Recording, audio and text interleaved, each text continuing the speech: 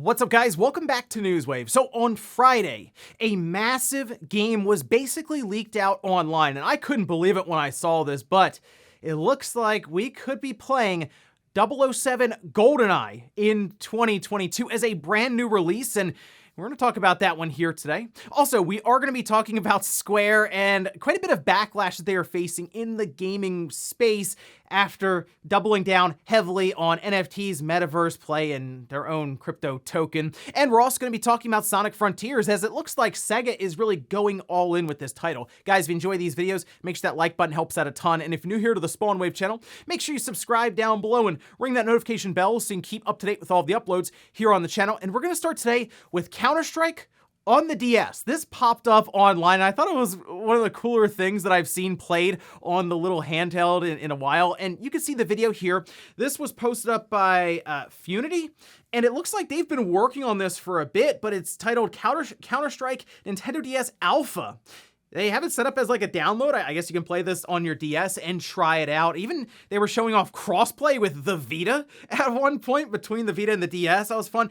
And it uses the typical first-person shooter controls where the bottom touch screen is used to look around on the top screen. And they even showed you being able to buy the different weapons and stuff on the bottom screen. So a fun idea. And it's an interesting thing to think about back when the DS was, rolling along, the Counter-Strike getting ported over to it. The visuals, of course, aren't the greatest because it's on the DS. It's more, to me, impressive that it's running, but the fact that somebody went back and actually got it to run, even with crossplay with a Vita. Also, January 1st, of course, brought a whole bunch of New Year's resolutions, and it looks like Hideo Kojima had another cryptic tweet that went along with that. We can see this, where he says, "This year, I'm going to start a new work in earnest and move to the next level of experimentation with a radical project. I'm also hoping to get the video team going, and I may start doing something like a radio project." Okay, so a radio project, like a talk show? Who really knows with Kojima half the time here? The video team thing, that makes sense. They just started that division up, and I would expect them to start looking into some of the film and different adaptations they may do there.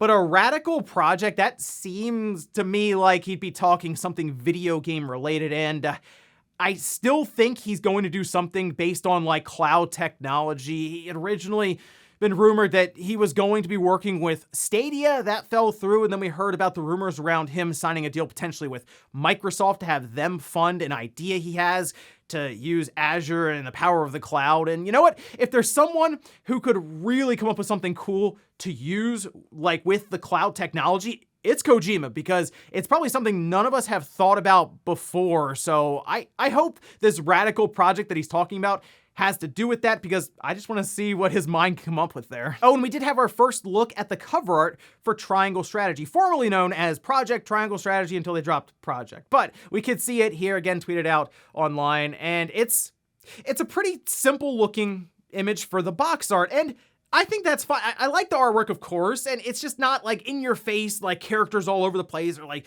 explosions or anything. It's a very serene looking scenery here, and I think that's great. It still, to me, calls back to the old days of like the original PlayStation with something like Final Fantasy Tactics, and of course, that's what Triangle Strategy and things like even Octopath Traveler are playing off of, is the more traditional classic JRPGs, in this case, a strategy RPG. So I'm looking forward to this one. I think it's going to be a blast coming out in a couple of months here, and I will absolutely be picking it up immediately. And guys, with some of the quick news out of the way, let's get into the bigger stuff.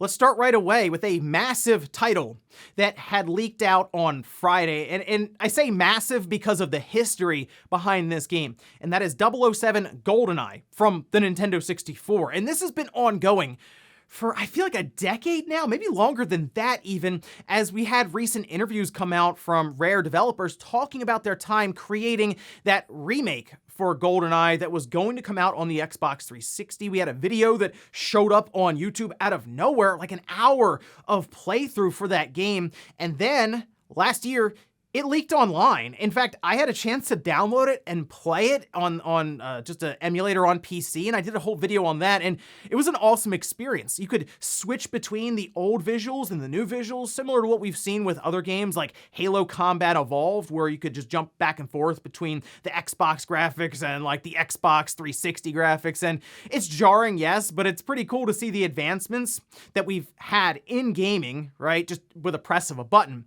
But now it looks like this is happening. I've also checked around a bit, and I think we're kind of close. So you can see this here, and this is what got everyone talking.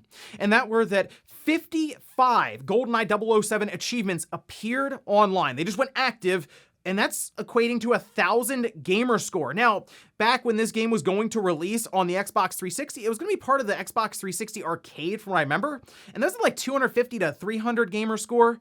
This is a full 1,000, which tells me this is going to be treated as like a larger release. It could still be like $20 or $30, but this isn't like a small Xbox arcade release. So that's exciting stuff. And looking through it, there are 2 gamer tags, I believe, that have unlocked achievements, and people have linked them back to developers at Rare. So kind of makes you think, okay, maybe they're testing the achievements. They're now live because they're preparing for an announcement of some kind. We also have images to go along with the achievements. I noticed Wario64 was cropping and posting these up here. And yeah, they look straight out of the Nintendo 64 version of the game. Keep in mind though, they could be taking these images for the achievements from the version of the game before the remake, where you could jump back and forth between the visuals. Just kind of keep that classic in mind there. And then we also have a thumbnail that was posted up for 007 GoldenEye there for the Xbox. Then it also appears it showed up on Exophase, and it's for the Xbox One, which makes sense. They would put it on the Xbox One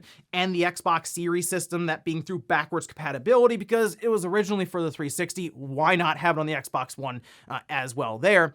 But the big question, I saw this asked a lot, is like, okay, if Microsoft is getting GoldenEye, does that mean that there was a deal worked out between Nintendo, and I think the other party was MGM, but Nintendo apparently was the reason that game did not release on the Xbox. More and more information has come out from ex-Rare developers even, who said, yeah, there was someone out there at a certain studio that wasn't MGM and it wasn't Xbox who said this can never release on a system that's not a Nintendo platform, basically.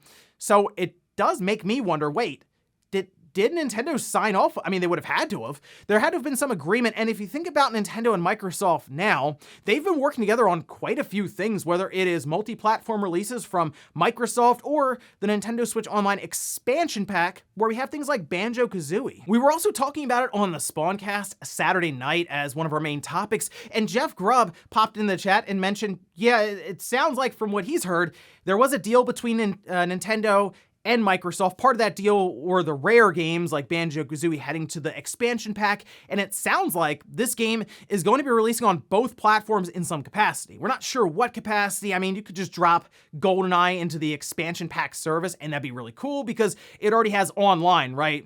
Through that with like the multiplayer, we have 4 people and you can do voice chat through the app. But on the Xbox side, we very well could see that full remake. And that'd be incredible because it is a really good game and it has full online play. There's an entire tab that you can't use, obviously, because the game itself isn't active on Microsoft's servers. So to have that unlocked, be able to play through the full single player if you'd like, and then also do multiplayer with your friends on the Xbox with those new visuals and frame rate, which is 60, by the way, not the 10 frames when you throw some mines all over the place, is going to be an awesome experience. I'm not going to tell you it's aged the best or anything, but for people who remember it back on the 64, it is a massive nostalgia trip that I think will just be a ton of fun to play with some friends over a weekend. So here's hoping. We're getting close to the reveal for this. The fact that the achievements are now live and you can view them and kind of go through all the different things you have to do to unlock that 1,000 gamer score tells me it's probably poised for an announcement at any time. Could be shown in direct for that expansion pack, then Microsoft follows up with their own press release and tweet on their side. So keep an eye out, because I think here pretty soon here, we're gonna be playing some GoldenEye online. Next up, let's talk about Square Enix and quite a bit of backlash that they saw to start off the new year. And a lot of that has to do with this letter that was posted up on their website. You can see it here. This is from the president at Square, Yosuke Matsuda, who started off saying a New Year's letter from the president. And it's an interesting read because like 80% of this talks about NFTs, blockchain technology, the metaverse, and their own potential cryptocurrency token that they would develop. He even went on to call 2021 Metaverse Year 1 and NFT Year 1, and It seems like Square is going to be doubling down heavily into this space, and I think a lot of that has to do with Facebook, or now Meta, really kicking things into overdrive when it comes to blockchain and integrating that into gaming and just the world around us. But this immediately spawned a bunch of different articles. For example, like Kotaku, Square Enix president hopes NFTs blockchain games become major trend in gaming going forward, going on to say that they're investing quite a few resources into decentralized gaming. And I had mentioned this before, you're gonna see a lot of third-party companies do this. Like we see Ubisoft actually actually create NFTs in their games and give them out.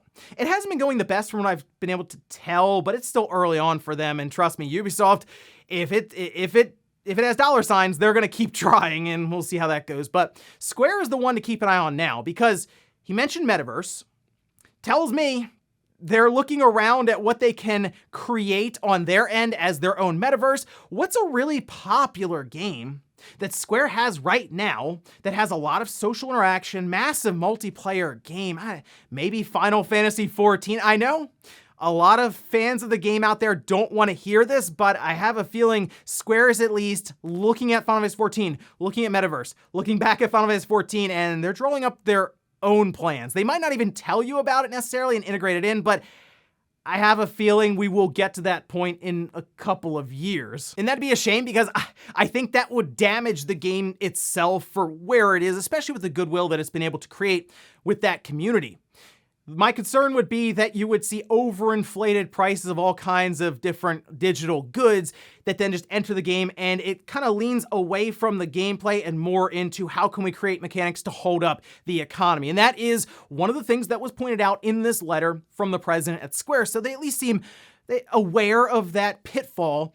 But the fact that they're talking about even creating their own cryptocurrency token tells me they've done a lot of research, as they said, over the past couple of years now, looking into this R&D and coming up with their own strategy means that they are going to do this. And we saw Stalker 2, the developers there attempted to do their own blockchain NFT thing, and they got so much backlash, they backed off from it. You're not gonna see that from Ubisoft, and you're not gonna see that from Square, because they have the IPs and the games that they know people are going to buy regardless of what they do when it comes to NFTs and blockchain. All of a sudden, they're going to look at people and say, what, are you just not going to play Final Fantasy XIV anymore? You're not going to buy Final Fantasy 16? You're not going to buy Assassin's Creed? And then just kind of move on from that. But Stalker 2 is a game that they need to do well, obviously with the investment that they've put into it and the partnership they've been able to create with Microsoft for Game Pass. So these larger companies aren't going to back down as easily. So we'll see what happens going into 2022, and if Square tries to inject it into one of their bigger titles, or if they maybe go the route of including in some of their gacha mobile games just to feel things out and see how they would create that economy maybe for a larger game. Like I said, though, one thing's for sure, you're going to hear a lot more about NFTs, Metaverse, and all this other stuff over the next year or two. Next up, let's talk about Shin Megami Tensei 5. That released in November, and it looks like it's off to a pretty good start when it comes to sales, already becoming the best-selling game in the franchise. We can see this over on Persona Central. Says Atlas wishes everyone a happy new year 2022, confirms 800,000 copies of Shin Megami Tensei 5 sold, going to tease a surprising new title. But for Shin Megami, that's massive, actually. I think Shin Megami Tensei 4, the last reported numbers that I had seen, was about 600,000 copies, and that took a while to get that. I think it was a couple of years. This took like 2 months for Shin Megami Tensei 5 to get to 800,000 copies. And I mean, that's the Switch effect in general. It does appear that all of these franchises are having some of their best sales ever, third party and first party. We see the first party sales of Nintendo, but when you see Atlas show up and they're excited to talk about Shin Megami Tensei 5 sales at 800,000, which they say is a satisfying result. And I mean, it's going to keep selling. Like, there's a good chance that's going to cross 1 million, no problem. And that happening in its first year is very impressive for a game that is, obviously, it's a niche title, right? Like, Shin Megami Tensei isn't something you're going to see an ad run on like the Super Bowl or something like that. It's not a massive series in the mainstream, but it appears this has been their best shot at the mainstream. It kind of reminds me of what was going on with Persona when it went up to Persona 5, and then all of a sudden sales explode, popularity exploded, and it seems that Shin Megami Tensei in general, that series, is kind of in that same trajectory, and we'll see, I guess, with the next one when that does come out, if it will then maybe beat Shin Megami Tensei 5, and then they can continue to build up similar to what Persona has, and it can be that massive seller, because if you look at it, it's very similar to the idea of Pokemon, right? Where you have these different demons and you level them up and raise them essentially. So I think the mechanics of the game is great. And I guess if they can continue rolling along with sales like these, it can become one of those massive tentpole franchises for Atlus going forward. And in our last bit of news, let's stick with Sega here. We just talked about Atlus. Let's move over now to Sonic Frontiers. This is a game that was rumored for a little while because somebody had apparently done a test for it, at least through focus group testing, and went over some of the details. Turns out they were correct. But a lot of it had to do with an open world Sonic game. And when I heard that, I was like, oh boy, here we go with Sega. But it appears they are taking their time and they are really invested in this Sonic game. So much so that it sounds like they even delayed it about a year from when it was originally supposed to release. We can see this over on Nintendo Everything. This was information coming out of a Q&A that they held last month with investors. Sega saying, originally it was planned to be released on this year, the 30th anniversary of Sonic, but we have postponed the release for a year in order to further brush up the quality. Not only for this title, but during the development phase, we have been steadily conducting analysis to improve the quality of the title before release, such as introducing game testing based on external evaluations, and I have a feeling that it will become a good game and have high expectations for it. And I gotta say, I really hope this ends up being a good game, because 3D Sonic has had such a hard time. I mean, Sonic Forces came out and everyone was like, ugh, there's Sonic again in 3D, I guess. And now we're hearing about this being, let's face it, they were modeling the reveal after like Breath of the Wild, sweeping shots of the landscapes. It's an open world. It's this big Sonic game that we're developing. And the fact that it was already supposed to have come out and they pushed it off a year tells me they're at least looking at the quality aspect and realizing, hey, if we create a really good Sonic game, we could sell it for years. Like, it doesn't have to be that thing where you put it out and it sells for a couple of months, then it tails off completely, and maybe at some point we'll get to, several million sold. You look at something like Breath of the Wild, and that was just a really high quality game. People consider it one of the best games ever made. It continues to sell. And yes, that has to do with it being a Nintendo property on the Switch, but Sonic is going to release on all these different platforms. If it's a very good game, I could see it continue to sell for years, and I'm hoping they put that time in, because it kind of reminds me of what we saw with Tales of Arise from Bandai. They put a lot of time into it. They delayed it multiple times, and it comes out and it's this really good Tales RPG game. So I'm hoping Sonic gets that same treatment with Sonic Frontiers, and I guess we'll find out holiday 2022. Although, based on what I'm seeing here, I wouldn't be shocked if they decide it needs even more time and ends up in 2023, but I guess we'll find out later on this year. And before we go to the comment of the day, we're taking a look at the poll that I posted up yesterday, where I asked, how do you feel about companies like Ubisoft and Square Enix pushing for NFT and Metaverse in gaming? Well, it's pretty conclusive. 80% said I don't like it, 4% said I like it, and then 17% said I don't know what an NFT is. And that's the biggest thing right now, is this terminology is coming into games. NFT, Metaverse, crypto, these things are showing up. I think it's important to at least understand what this stuff is, and unfortunately, when I see articles pop up about this on gaming websites, they don't really want to explain what it is necessarily. They just want to beat it down and attack it. And I think it's a good idea to know more about this. So I do implore people to go out, do some research, figure out what this stuff is, and then you can have, I would say, a solid conversation around it. And yeah, you can then say, you know what, I don't want that in my games, because I think it could damage the in-game economy that's there now, since we see the overinflated prices and the pay-to-earn mechanics might just mess up the gameplay, or at least what they're focusing on in the game itself. And we'll finish up with the comment of the day, as you're seeing here. This is from Ryan saying, I'm a vendor at Best Buy and Oculus has killed it with their inventory. They're always readily available at my store for customers looking for a new system with enormous shipments, while PS5 and Xbox Series X are still impossible to find in stores. Yeah, I mean, you still have to give it to Facebook, Meta, we'll just say Oculus for now, when it comes to stocking those, because I'll go at to a Walmart or a Best Buy and they just have them there. Targets, they're all over the place. So Yeah, it is something I'm sure they have to think about, how many people are going to walk in and buy a Quest 2. Well, you get Resident Evil 4 on there. I have a feeling that spiked sales because it was up the charts on Amazon, and there's still chips in there. Like, the chip shortage is going to affect them.